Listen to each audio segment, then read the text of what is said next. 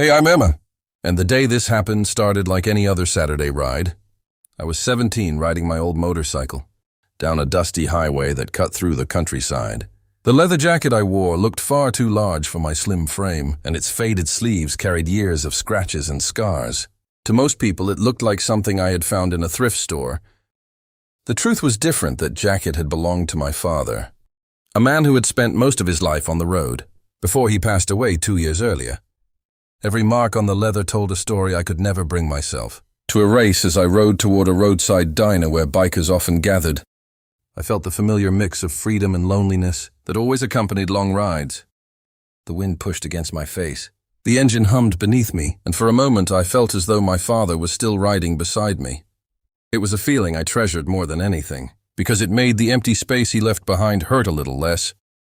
When I pulled into the diner's gravel parking lot, dozens of motorcycles were already lined up outside.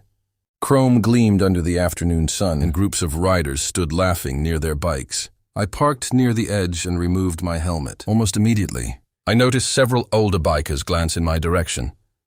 Some looked curious, while others seemed amused. I had experienced those looks before.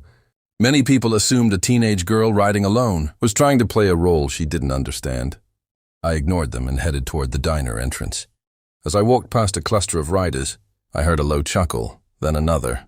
One man nudged his friend and pointed toward my oversized jacket. I kept moving, pretending not to notice, but their laughter grew louder. The comments started softly, just enough for me to hear. They joked that I looked like a child, playing dress-up in her father's clothes.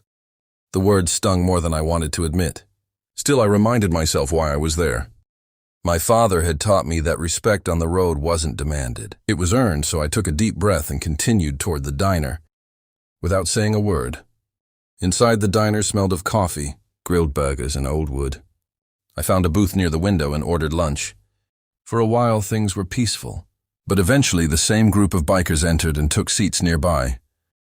Their laughter carried across the room. Every so often, one of them glanced toward me. I focused on my meal and tried not to let their behavior bother me, yet I could feel their judgment pressing against me. One rider finally walked over to my table. He was tall, broad-shouldered, and looked to be in his 50s. A grin stretched across his face. "Nice jacket," he said, though his tone suggested he meant the opposite.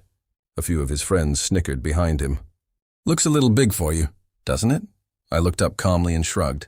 Maybe the man laughed, you know. Most people earn those old road scars. They don't just throw on a jacket and pretend. His words drew more laughter from his table. The entire diner seemed quieter now, as though everyone was waiting to see how I would react. My heart pounded, but I refused to let it show.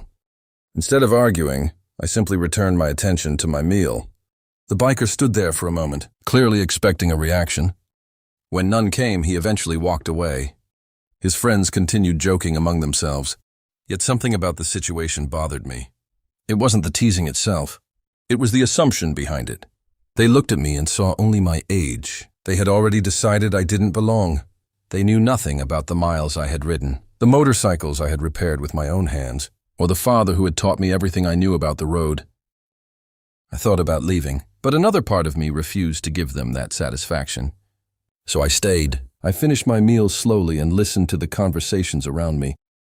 The bikers talked about rallies, road trips, and old friends. Their stories reminded me of the countless evenings I had spent listening to my father share similar memories. For a moment, sadness washed over me. If he were still alive, none of this would be happening. Then again, if he were there, he would probably tell me exactly what he always said. Let people talk. Truth doesn't need to shout. After lunch, I stepped outside and headed toward my motorcycle. The afternoon sun hung low in the sky, casting long shadows across the parking lot. As I adjusted my gloves, I noticed the same group of bikers standing nearby. One of them nodded toward my jacket and laughed again. Another suggested I probably bought it online to look tough. Their comments blended together. I was tired of listening without saying a word. I reached up and brushed some dust from the back of the jacket. The movement exposed a large patch that had been partially hidden beneath my hair. It displayed a distinctive emblem, surrounded by years of careful stitching. Most people didn't recognize it, but among serious riders it carried enormous meaning. The patch belonged to a legendary motorcycle club.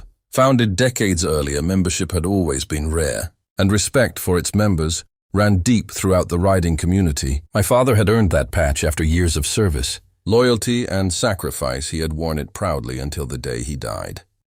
I carried it not as a fashion statement, but as a reminder of who he was.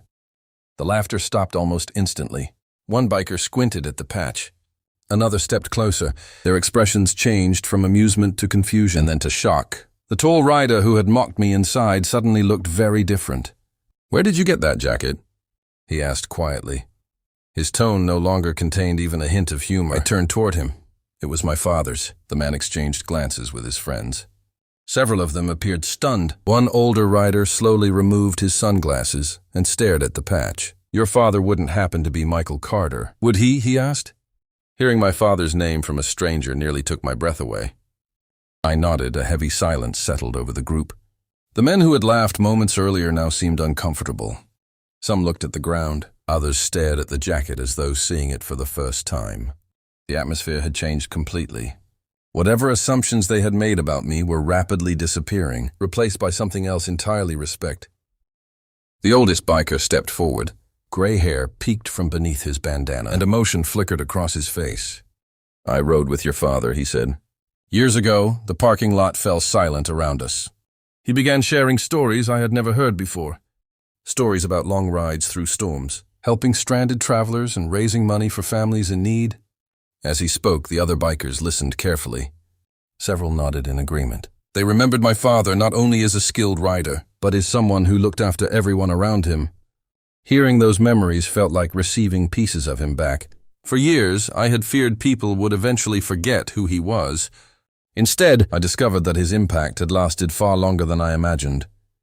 The men standing before me no longer saw a teenager wearing an oversized jacket. They saw the daughter of someone they deeply respected. The difference was visible in every expression and every word they spoke. The tall biker who had mocked me earlier finally stepped forward. He looked embarrassed. "I owe you an apology." He said, "We judged you before we knew anything about you." I appreciated that he admitted it openly. Many people never do. I smiled slightly and told him it was okay. The truth was that I understood why they had assumed what they did. Appearances often tell incomplete stories. Still, I hope they would remember this moment, the next time they met someone who seemed different. One by one, the writers introduced themselves. Hands were shaken, stories were exchanged. The atmosphere that had begun with laughter and ridicule transformed into something warm and welcoming. Before leaving, the oldest rider placed a hand on my shoulder and said, "My father would have been proud to see me carrying on his legacy." Those words meant more to me than he could ever know. As the sun began to set, I put on my helmet and prepared to leave.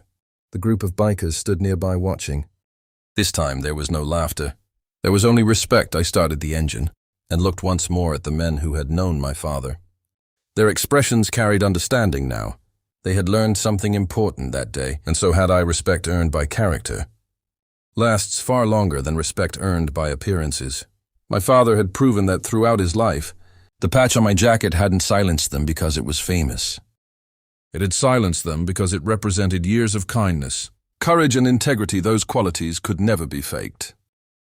As I rode away down the highway, the wind tugged gently at the old leather jacket.